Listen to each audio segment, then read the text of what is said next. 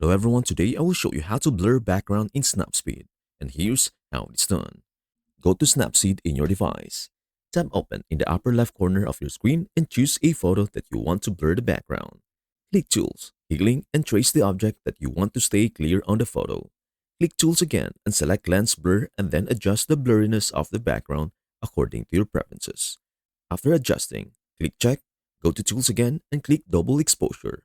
Click this button and then choose the photo again. Click the opacity button and adjust it to the highest level. After that, click this overlay button at the top and then click View Edits. Click Double Exposure and then the second button over here.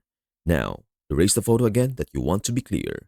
After that, make sure that the double exposure is over 100 and then click this button and then the I button and then click Check.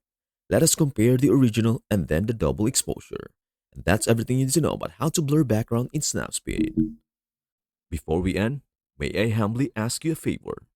Please do like, share, and subscribe to our channel. This means the world to us. Thank you so much for watching. We hope to see you in our next video.